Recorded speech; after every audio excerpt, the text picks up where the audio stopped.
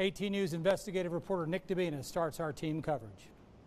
Hey Jim, the videos you're about to see are from a police response at an after party on Elmira's south side. Police say folks had earlier been at a downtown Elmira bar. Police say this involved up to 100 people who were not following commands to leave.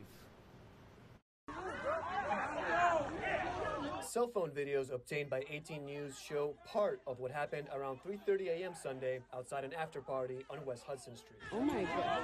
Officers from at least 5 agencies answered calls about a large disturbance and loud noise involving up to 100 people. A 56-second clip shows officers arresting 3 men on a sidewalk. An 11-second video clip recorded without audio shows at least 4 officers taking one of those men to the ground. 18 News confirmed a Horseheads police officer is the one seen hitting the suspect at least 5 times. Horseheads Police Chief Michael Suhey said the incident is under investigation. Chief Suhey said his officers had received a report about a possible person with a gun at the scene. Elmira Deputy Chief Scott Packard told 18 News his officers also received a call that a, quote, black male in all white clothing was going to a car to retrieve a weapon. In a statement to 18 News, Elmira Police Union President Brooks Shaw said in part, the use of force unfortunately never looks good, but is sometimes necessary to gain compliance from those actively resisting police. This particular subject was known to law enforcement for his history of weapons possession and history of violence. Elmira police say the man was later charged with disorderly conduct and resisting arrest. Police say no weapons were found. Another 11-second video clip with no audio shows officers subduing 2 other men.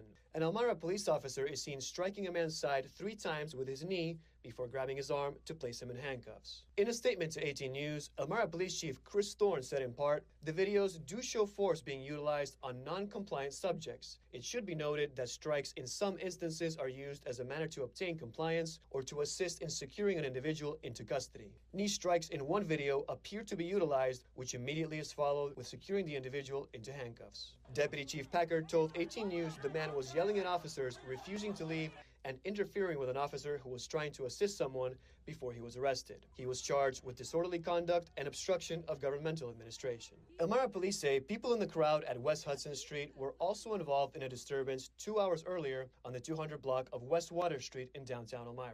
Police say nearly 300 people had just left a private event at a bar called The Playground that closed at 1 a.m. Co-owner Kalen Knox says he let Elmira PD know he was expecting a large crowd. Knox says he kept police updated through closing time. He says he limited the number of people allowed inside and hired professional security. I can confidently say that we had no issues within the venue, and everyone seemed to be in a joyful mood, having a good time, and just enjoying themselves. We, as the playground, can only be responsible for what happens within.